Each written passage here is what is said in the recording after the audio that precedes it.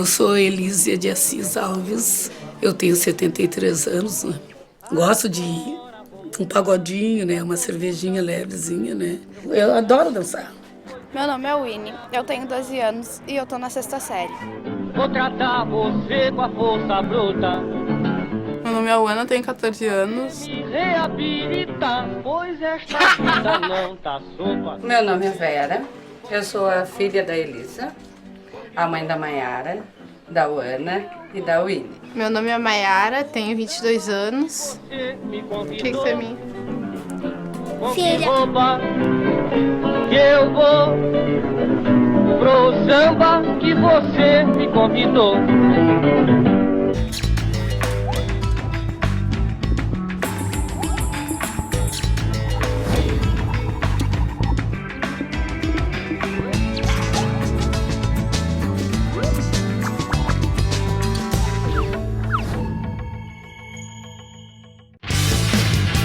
O que é ser saudável? Muita gente pensa que ser saudável é ter uma vida cheia de regras e limites. Mas será que existe uma receita? Cada pessoa pode descobrir a sua forma de sentir-se bem e de viver com saúde, mas isso varia de tempos em tempos e de lugar para lugar. O que você faz para ter uma vida mais saudável e equilibrada? Ao longo dos programas, vamos guiá-los por diversas situações e conhecer diferentes pessoas e ver o que elas fazem para buscar uma vida saudável.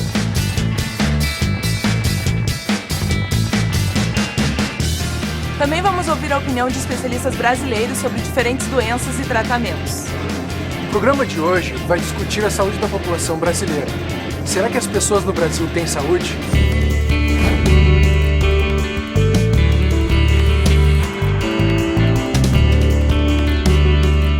Na qualidade de médico especialista em saúde pública, não hesito em afirmar que a saúde do brasileiro melhorou muitíssimo. Dados como a mortalidade infantil eram muito elevados, a expectativa de vida era baixa, havia doenças epidêmicas que dizimavam a população, a assistência médica era muito precária, os programas de vacinação cobriam uma parte muito pequena da população e a rede de saúde, em geral, funcionava com muitos problemas.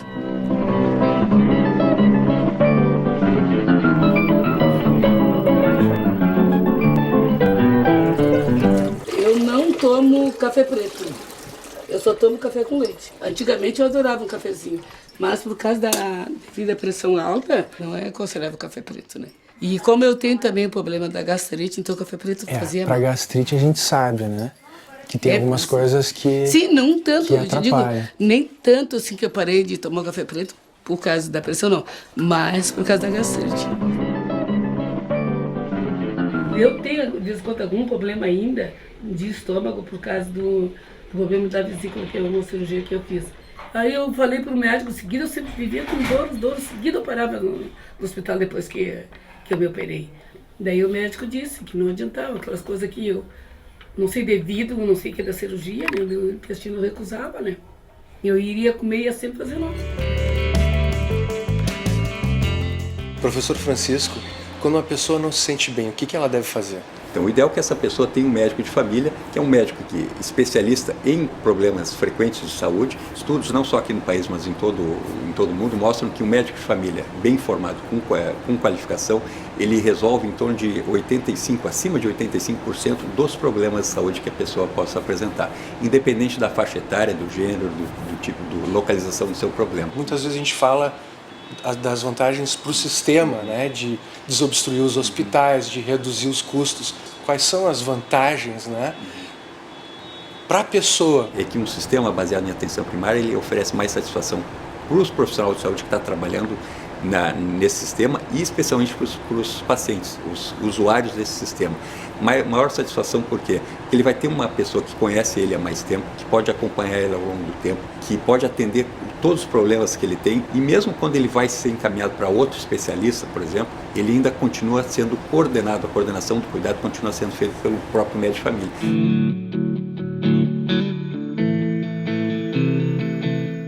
Então, gurias, vocês moram aqui. Não, a gente mora lá em cima. Ah, vocês moram lá em cima. E aí vocês dividem o quarto? Como é que é? Dividimos o quarto, eu, ela e a Clara. E como é que foi isso de crescer pra vocês? Porque vocês estão bem numa fase em que o corpo vai mudando. Não, acho que não foi diferente, porque a gente sabia que um dia ia acontecer, né? Quando a gente pensa assim, eu penso assim, atrás, assim, a gente se lembra algumas coisas, sabe? Que, não queria ter mudado, sabe?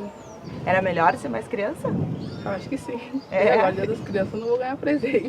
Isso é uma desvantagem.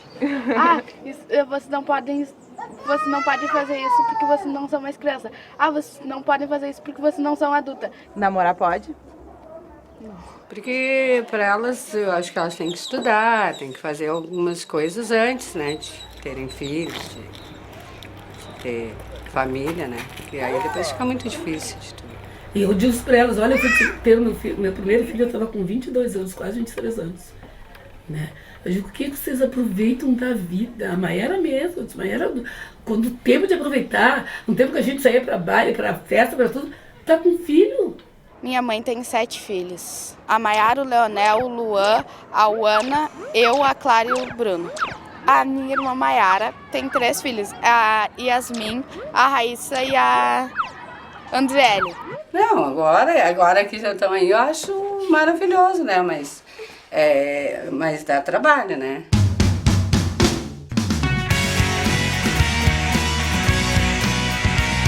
É difícil, né? Porque é educação, falta dinheiro, né? Pra te poder dar uma educação legal pra eles, né?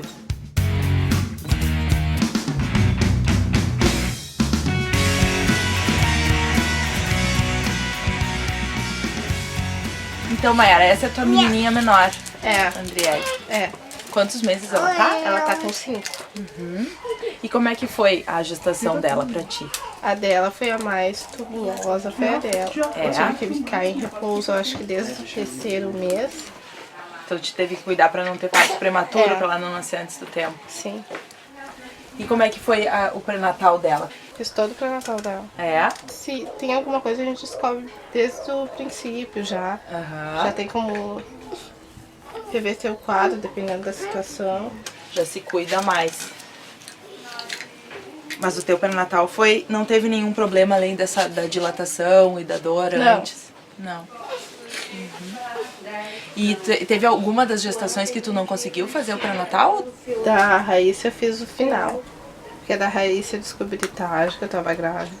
Daí quando eu descobri eu fui fazer. E como é que tu amamentou os 3 filhos ou como é que foi? Eu amamentei. A Raíssa foi a que mamou menos porque eu tava com a anemia muito alta. Com 4 meses o pediatra pediu pra mim suspender porque a minha anemia tava muito alta, não tinha como eu continuar dando. Mas a Yasmin mamou até 1 ano e quase 2 anos a Yasmin mamou. E eu tive que tirar também porque ela tava ela não queria comer, ela queria só peito, daí eu tive que interromper. Então chegou uma fase que aí ela tinha que comer outras comidas e ela não aceitava. O leite do peito é importante para a criança até os 6 meses como único alimento. Não precisa nem dar água, nem chá, nem nada, que já tem tudo o que precisa. Eu acho que eles ficam mais protegidos, se sentem mais protegidos também. Assim. É um momento da mãe ficar junto com o bebê e o nenê não ficar carente, bem como tu dissesse. Tem outras coisas da amamentação que são importantes, que aí o nenê fica no leite da mãe, tem anticorpos, que a gente chama, que são que é o que ajuda o nenê a se defender de infecções.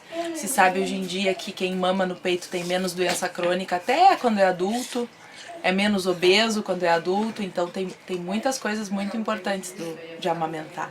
Tu teve alguma dificuldade de amamentar, assim, que às vezes algumas mulheres têm fissura? Nenhuma das 3. A coisa mais importante para prevenir fissura é que o nenê pegue a mama direito, assim, que ele tenha, né, o lábiozinho virado para fora, tenha a posição correta.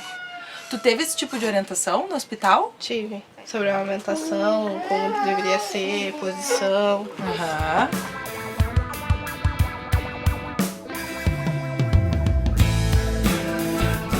Então namorar só depois dos 16?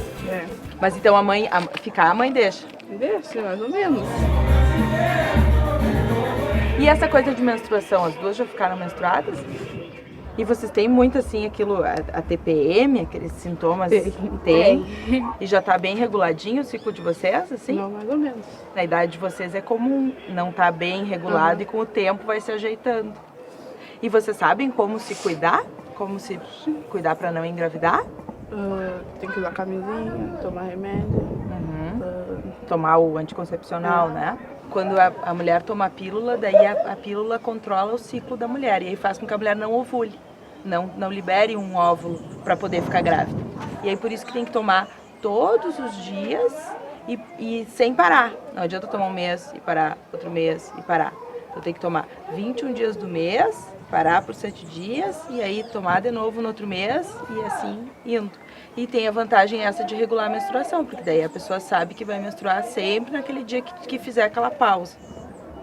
E a camisinha daí, como é que é? O que vocês acham? Prevenir a gravidez, doenças antitransmissíveis. E o anticoncepcional também previne a gravidez, né? Mas não previne, não protege de doença, bem isso que tu falou. A única coisa que protege de doença mesmo, de HIV, de outras doenças que passa pelo sexo, é a camisinha. Então daí por isso que é importante usar as duas coisas, né? Vocês sabiam essas coisas, não? Mais ou menos. Mais ou menos.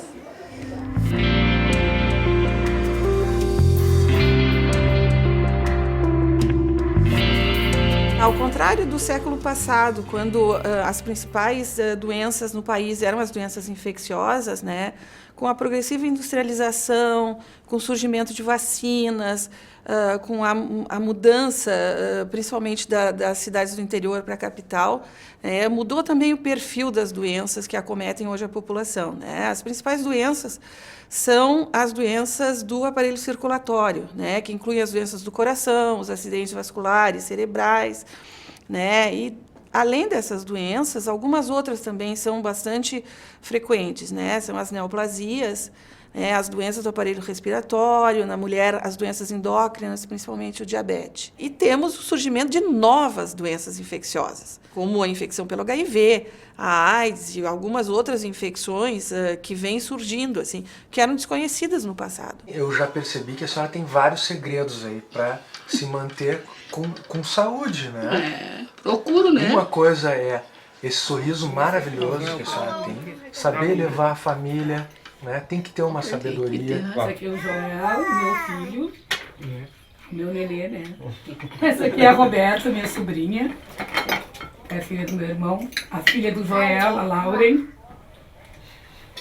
a Mayara, minha neta, a Yasmin, a bisneta, a Raíssa, bisneta, e a Adriele, bisneta.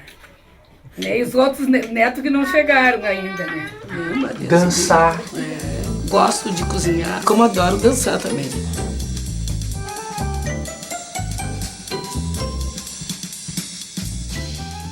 Então a senhora é pagodeira. Com certeza, adoro pagode. Exercício físico, atividade física é bom em todas as idades, né? Agora, juntar atividade física com bem-estar, assim, né? Isso vale ouro. Isso é bom para a circulação, né?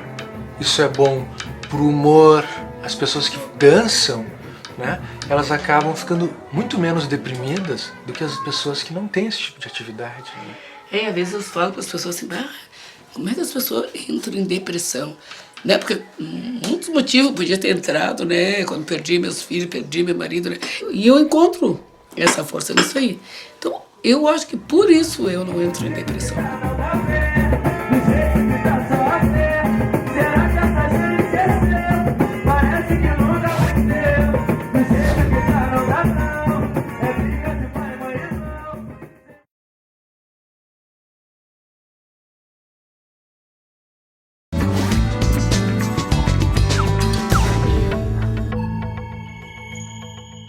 A qualidade de vida da população brasileira está melhorando. Mas como será que o brasileiro está se sentindo? Bom, a minha tá bem, graças a Deus. Agora do brasileiro tá complicada, né? Com esse atendimento público que a gente tem, ficar lá na fila de espera, morrendo. O médico tem que estar bem conhecido, aí eu vou. Aí eu corro pro médico. Encontraram um chazinho e vai levando um comprimido aqui, ali. No caso, a minha rotina é muito pesada e faz com que a minha vida diária assim não se torne muito saudável. Muito trabalho, pouco descanso, alimentação não muito regrada. Eu acho que é isso, as pessoas não têm tempo, não sentam mais para fazer refeição e também se descuidam e é aquela coisa de drogas e tal, e AIDS, Então, as pessoas deveriam se prevenir. Hoje eu sei que quem tem um bom plano de saúde tem muitos programas de prevenção, só que agora quem não tem, fica dependendo da rede pública, é complicado. A pessoa acaba muitas vezes nem lembrando de cuidar da saúde. É difícil manter atividade física regular, é difícil manter alimentação saudável, mas eu tento o máximo possível. Não é uma coisa de ficar na academia e tal, mas eu cuido do meu corpo como eu posso, sabe? Tô sempre nativa, assim, porque senão a vida não anda.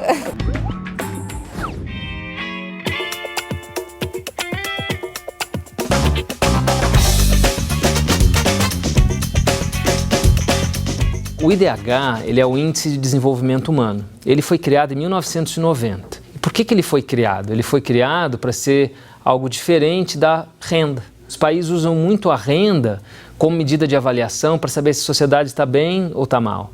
E aí o que eles fizeram foi simples, eles colocaram numa dimensão a renda, noutra a educação e noutra a saúde.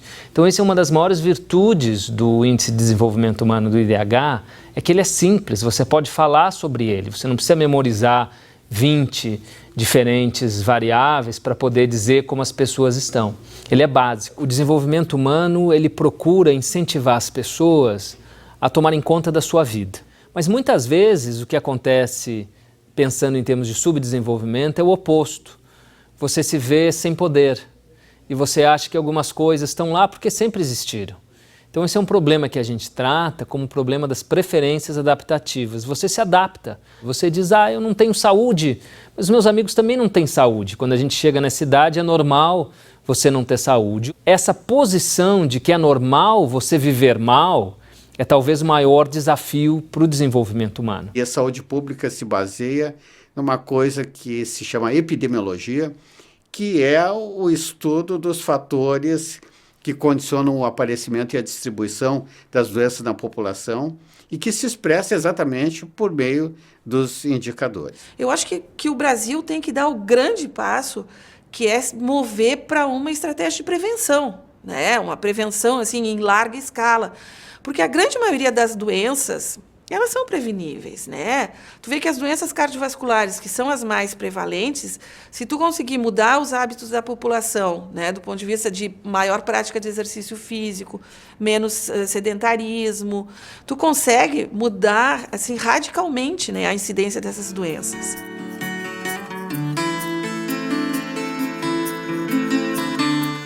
A minha mãe, ela não é saudável, porque ela fuma, porque ela não faz exercício físico, porque ela come muita porcaria. Eu acho que a Ana é mais saudável que ela, porque a Ana come menos porcaria e faz mais exercício físico. Minha avó é mais ou menos saudável, porque ela dança, ela faz as coisas, mas ela não cuida da alimentação e ela tem problema de pressão. Mora todo mundo mais ou menos junto aqui, né? E na família de vocês tem várias idades, desde bem pequenininho até mais velho. Como é que é crescer com esse monte de gente junto? Eu acho que é bom, porque aí sempre quando precisa tem toda a família junto. A gente sabe que agora na população está aumentando cada vez mais a pressão. As pessoas têm ganhado muito peso, têm feito cada vez menos atividade física, né? Da pressão alta também é importante a questão do sal, né? A gente sabe que o sal está em todos os alimentos industrializados e a gente ainda coloca sal na comida, né? A gente também orienta que tente diminuir o sal, né? A senhora sabia disso? Os alimentos têm sal. Os alimentos industrializados, eles usam sal como conservante. A função do médico, especialmente médico de atenção primária, é um processo educativo em cada consulta. A gente acaba educando os pacientes sobre os seus problemas de saúde. Isso eu acho que é um elemento fundamental, especialmente para pacientes com doença crônica. O médico de família, ele é fundamental do sistema, mas ele também não é mais importante que qualquer outro especialista da rede. Ele tem uma função que é muito própria dele, que é fazer essa intersecção entre o cuidado individual e o cuidado coletivo. ele tem que conhecer a comunidade onde o paciente vive, a família, quais são os conflitos familiares. Então ele faz muito bem essa interface entre o individual, que é o problema que o paciente tem, o objetivo, mas o contexto um pouco mais amplo da doença do paciente. Uma coisa é a dor na barriga devido à pedra na vesícula, né? Que aí faz muita diferença essa questão dos alimentos gordurosos, né? Outra coisa é o que a gente chama de gastrite, quando o estômago está machucado. Tem pessoas que são mais sensíveis a determinados alimentos. Às vezes a pessoa não precisa cortar completamente, né? Reduzindo, às vezes, para um cafezinho com leite, que nem a senhora faz, né? Aí diminui bastante essa queimação. Às vezes não precisa nem usar remédio. As ações preventivas, elas são mais baratas, elas são mais fáceis de desenvolver e são também mais eficazes. Quando nós chegamos na área de assistência médica, aí nós temos problemas, né? Porque a assistência médica é uma coisa cara, os custos tendem a se elevar, sobem mais do que qualquer inflação, porque eu acho que a criação do Sistema Único de Saúde promoveu a aproximação entre ações preventivas e curativas, né?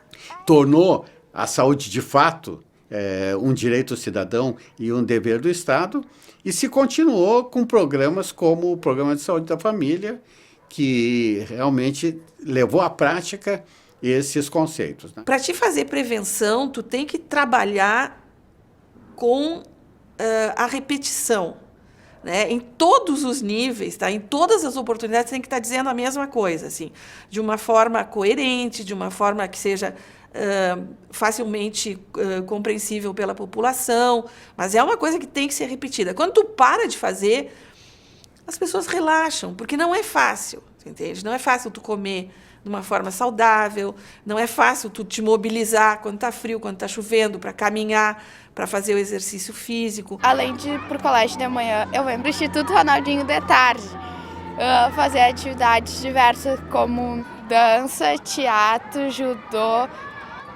grafite, informática, atletismo e futebol. Então, assim, ó, ele tem que mudar, ele tem que mudar no sentido de que a informação tem que ser, assim, de uma forma absolutamente obsessiva, passada para a população, e a população, né, tem que introjetar essas ideias e entender o quanto isso é importante, né, do ponto de vista de saúde e de aumento da longevidade, né, porque se tu diminui a doença cardiovascular, por exemplo, né, evidentemente as pessoas vão viver muito mais. Que cuidados que tu tem em relação à saúde das tuas 3 meninas?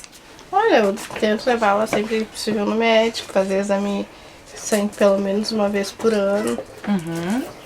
E como é que é pra ti ter três filhas pequenas? Como é que tu te sente? Acho que dava pra ter esperado um pouquinho mais, mas eu curto, assim, era o que eu queria, assim, 3 meninas pra cuidar e tal. É. Como é que funciona essa união familiar? Que tipo de coisas vocês fazem juntos? Normalmente a gente faz quase tudo sempre junto, né? Se tu fosse me descrever, Ana, como é que a Winnie é? Chata. Assim, às vezes eu preciso dela com umas coisas. É? O que, por exemplo? Diz, Ana, que eu sou mais inteligente que tu. Diz que eu te ajudo nos trabalhos. Ah, tá. Não. Diz, Ana. Pois esta vida não tá sopa. E eu pergunto com que roupa? Com que roupa? Eu vou pro samba que você me convidou. Se você considerar que a saúde é o grande fundamento do bem-estar, a questão principal é como é que você faz com que as pessoas se cuidem e como é que as pessoas cuidem dos demais. Veja que, em princípio, essa é a nossa definição de família. O conceito que foi formulado pela Organização Mundial de Saúde em 1948, né, e que diz o seguinte, que saúde é o estado do mais completo bem-estar físico, mental e social, e não apenas a ausência de enfermidade. Olha, eu acho que ser saudável é um pouco mais do que ter saúde, né? Eu acho que ser saudável é tu viver, assim, tu viver em condições, se não ideais, ou pelo menos boas condições, né? De habitação, de educação, por exemplo, de prazer, né? De diversão. É realmente assim, um conjunto de fatores, né, e que inclui, por exemplo, inclusive saúde mental. Pois o dinheiro não é fácil de ganhar. Eu todos os sábados. Tem essa festinha e a gente desce para aproveitar um pouquinho, né? Eu já corri de vento em popa. Com a família Assis, conhecemos um exemplo de como as pessoas cuidam da sua saúde no dia a dia. Os especialistas nos deram um panorama. Mas e a sua saúde? Como vai? A cada programa vamos falar sobre as principais doenças que atingem os brasileiros e ver como as pessoas convivem com elas. Vamos falar também sobre causa, prevenção e tratamento. Opa, eu vou pro samba que você me convidou. Vai de roupa velha que o seu trouxa.